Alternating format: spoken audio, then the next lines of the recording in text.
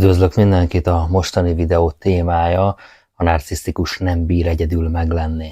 A patológiás narcisztikus jellemzőit figyelembe véve az ilyen személyek azok nem bírják az egyedüllétet húzamosabb ideig. Az alábbiakban, ebben a videóban részletesen kifejtem, hogy miért van ez így.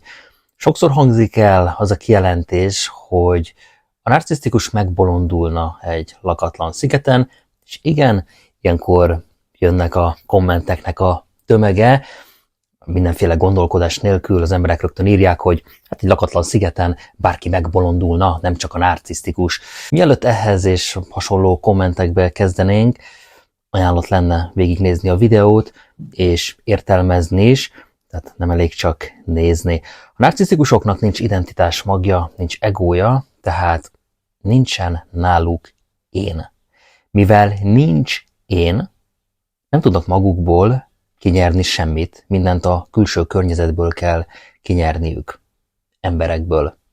A narcisztikus tulajdonképpen nem is létezik egy külső környezeti visszaverődés, ő az, amit a külső környezet visszaver rá, tehát amit az emberek visszatükröznek rá. Egy lakatlan szigeten, igen, egy idő után tényleg sokan megbolondulnának, a lényeg az nem itt van, hanem azon, hogy a narcisztikus az szinte azonnal. Tehát nem bírná sem eddig. Nagyon rövid ideig bírná, maximum néhány hét. Míg egy egészséges, normál ember, tehát egy egészséges énképpel, egóval, egy stabil személyiséggel 100%, hogy nem bolondulna meg egy lakatlan szigeten néhány hét alatt. Ezért szokták a pszichiáterek tanácsolni, úgy gondolod, hogy patológiás narcisztikus vagy? Igen? Tényleg? Oké, derítsük ki. Vonulj el pár hétre az Isten háta mögé, nem vihetsz magaddal semmit, sem telefont, nem kommunikálhatsz, semmivel nem vihetsz magaddal embert. Tehát egymagad kell, hogy legyél. Legyél önmagaddal hetekig. Ha már pár nap után az őrület határán találod magad, és nem tudsz önmagaddal meglenni, hát az nagyon komoly figyelmeztetőjel. A narcisztikus nem bír önmagával meglenni, mert nincs odabent semmi. Nem alakult ki náluk egy stabil belső identitásmag, ezért állandóan folytonos, külső környezeti visszacsatolásra van szüksége. Mindig. Egy patológiás narcisztikus néhány nap alatt megbolondulna, ha önmagával kellene lennie, és nem szólhatna senkihez. Egy normál embernél ilyen nincs. Tehát, hogy azt állítja, hogy van, ott komoly gondok vannak, hogy egy normál ember is megbolondulna néhány nap alatt. Nem igaz. Tehát a normál ember az el van önmagával is. Az a személy, aki önmagával nem bír ki néhány napot sem, tehát szinte semennyi időt, ott valami nagyon nincs rendben. Akkor kezdjünk bele.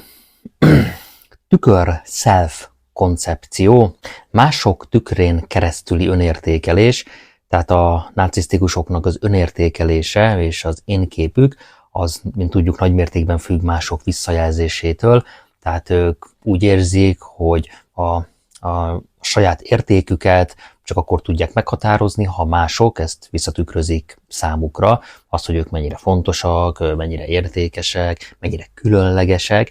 Ez a jelenség, amelyet tükör-self koncepciónak nevezünk, alapvető szerepet jelent a narcisztikusok pszichológiai működésében. Tehát egyedül maradva, amikor ugye hiányzik a tükör, akkor a narcisztikus az elveszíti azt a külső referenciapontot, amire szüksége van az önértékelése fenntartásához. Ez a helyzet pedig nagyon komolyan destabilizálhatja az énképüket, és növelheti a belső üresség érzetét náluk.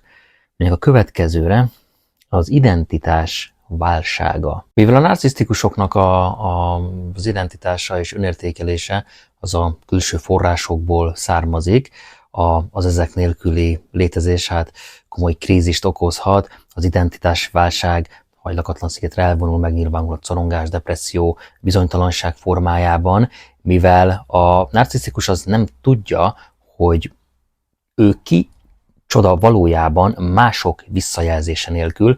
Ez a helyzet, ez pedig különösen súlyos lehet, ha hosszabb időn keresztül, tehát amikor nem kapja meg a szükséges külső megerősítéseket. Mint tudjuk, elmondtam, narcisztikusnak folyamatosan szüksége van az emberekre, szinte egy pillanatig sem tud meglenni nélkülük. Következő a belső üresség növekedése, tehát ha elvonulnak és önmagukkal lennének csak, akkor nem tudják külső forrásokból enyhíteni a belső állandósult ürességérzetüket, ezért a belső üresség érzése az egyre erősebbé válik, és ez a helyzet egyértelműen tovább fokozza náluk a szorongást, depressziót, mivel a narcisztikus az nem találja meg a módját annak, hogy értelmet és célt adjon életének egy izolált, magányos emberek nélküli környezetben. Menjünk a következőre. Figyelem és elismerés hiánya, hát a narcisztikus személyiségzavarral küzdők egyik alapvető jellemzője az, hogy folyamatosan vágynak mások figyelmére, elismerésre, megerősítésére,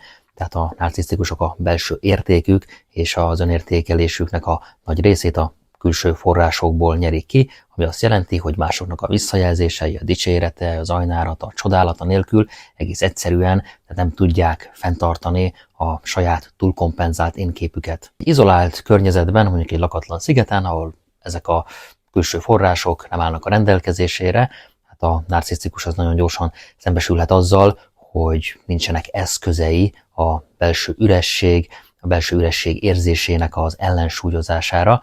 Ez a hiány pedig komoly frusztrációhoz, szorongáshoz és depresszióhoz vezet náluk. Na menjünk a következőre.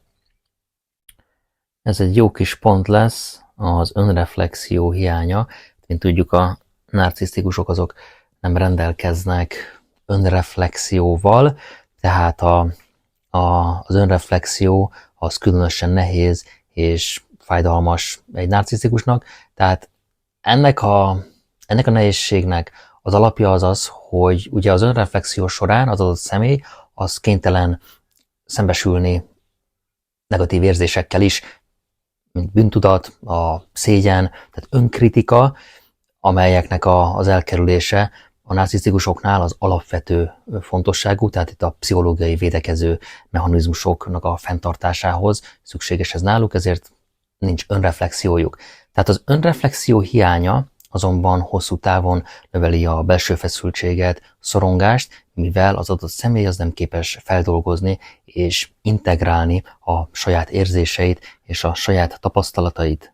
Egy lakatlan szigeten, vagy bármilyen más izolált, magányos környezetben a narcisztikus viszont az kénytelen lenne szembenézni a saját gondolataival, a saját érzéseivel, és mivel nincs lehetősége itt, ugye, a külső figyelem és a külső elismerésnek a megszerzésére, amely elterelhetné a figyelmét a belső problémáikról. Tehát az ilyen helyzetben az önreflexió elkerülése az lehetetlen.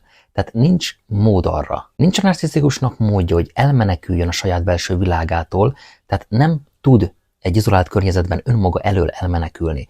Ez a kényszerű szembesülés a narcisztikusnál a belső érzésekkel és gondolatokkal, hát ez különösen stresszes.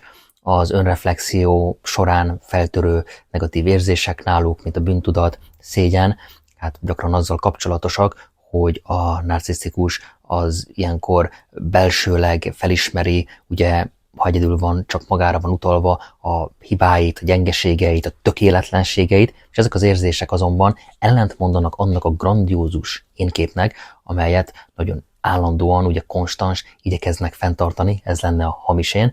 Ezért az ilyen érzések elkerülése érdekében a narcisztikusok gyakran alkalmaznak különféle védekező mechanizmusokat, mint például a tagadást, a projekciót, viszont egy magányos környezetben, ahol ezt nem tudják kivitelezni, mert egyszerűen nem tudják tehát kivetíteni másokra a negatív frusztrációikat, nincs választásuk, nincs külső közönség, amely ezt a projekciót ugye át tudná valakire tolni. Összességében az önreflexiónak a hiánya az egy komoly kihívást jelent a narcisztikusok számára, egy lakatlan szigeten, vagy egy magányos környezetben, ahol nincs lehetőség a külső figyelem és az elismerésnek a beszerzésére. Ezek a nehézségek, tehát ezek még inkább felerősödhetnek ilyenkor, kénytelenek saját magukkal szembenézni, növelik egyértelműen náluk a belső feszültséget, szorongást, nagyon súlyos pszichológiai problémákhoz vezethetnek, mivel a személy, a narcisztikus az kénytelen szembenézni a saját belső világával, és azokkal a negatív érzésekkel, amelyeket korábban sikeresen el tudott kerülni, mivel volt egy külső közönsége, akire ezeket át tudta projektálni. Lakatlan szigeten viszont itt nincs ilyen lehetősége, itt önmagával van, és ez a szembenézés saját magával, saját hiányosságaival, a tökéletlenségével egyben a végzete is lenne egy lakatlan szigeten. Következő külső megerősítés hiánya. A külső validáció a narcisztikusoknál az alapvető fontosságú, tehát ők állandóan másoknak a visszajelzéseire támaszkodnak, hogy megerősítsék a saját érzéseiket, gondolataikat, döntéseiket, és ez a külső megerősítés, ez segít nekik fenntartani az önértékelésüket, az énképüket, tehát megerősíti ezt a grandiózus önképüket, amelyet állandóan próbálnak fenntartani. Amikor azonban egy narcisztikus belekerül egy magányos kis izolált környezetbe, például egy lakatlan szigetre, ahol nincs lehetősége a külső validációnak a megszerzésére, hát komoly pszichológiai kihívásokkal találja ilyenkor szembe magát. A narcisztikusnak állandóan másokra kell támaszkodnia mindenben, tehát saját magára ugye nem tud támaszkodni, és egy ilyen izolált környezetben viszont nem tudna senkire támaszkodni önmagán kívül, de saját magára meg nem tud támaszkodni, mert nincsen identitás magja.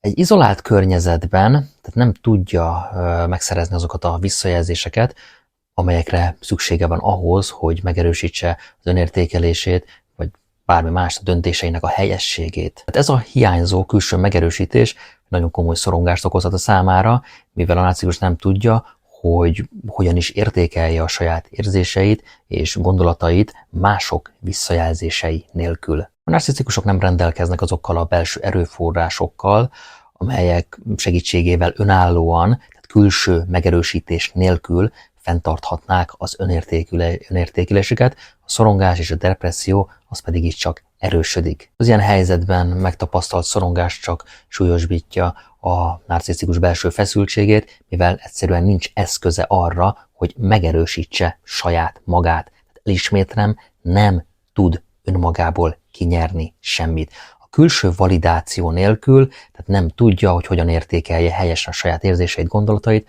ez pedig növeli a szorongást, depressziós lesz, ők nagyon függők lehetnek mások véleményétől, visszajelzéseitől, és így amikor ezek a külső megerősítések egyszerűen nem állnak rendelkezésre egy ilyen izolált környezetben, a belső bizonytalanságuk az csak erősödik, ez pedig vonzza a többit magával. Láthatjuk tehát, hogy a narcisztikusok azok nagyon rövid időn belül megbolondulnának egy lakatlan szigeten, vagy bármilyen más izolált környezetben, ahol nem lennének emberek körülöttük, tehát ahol önmagukkal kellene lenniük. Ezzel szemben egy egészséges ember, egy stabil belső identitással, egy jó önértékeléssel rendelkezik, amely nem függ a külső forrásoktól, tehát egy egészséges ember az képes az önreflexióra, stabilan meg tudja határozni a saját szerepét a világban, vannak elvei, vannak belső erőforrásai, nincs rosszban önmagával, tehát egy normál, egészséges ember a sokkal jobban boldogul egy magányos, izolált környezetben, akár egy lakatlan szigeten, mivel a belső erőforrásaira és az önreflexiós képességeire támaszkodva képes lenne megbirkózni a kihívásokkal, a narcisztikusoknak viszont állandó figyelem kell, állandó külső környezeti visszacsatolások, mivel nem tudja egyszerűen a narcisztikus önmagát meghatározni, azért, mivel nincs miből meghatározza saját magát, tehát nincsen náluk stabil belső identitásmag. Ennyit a narcisztikusokról és a lakatlan szigetről, amelyben hasznosnak találtad, nyomj egy lájkot, csatornámra nagyon sok videó van már feltöltve, több mint 300, lehet, hogy valamelyik kérdésedre megtalálod a választ, és folyamatosan töltöm fel a shorts videókat is, tehát ezek is 1 perces videók, ez itt a csatornámon a shorts fül alatt lehet megtekinteni. Köszönöm a figyelmet!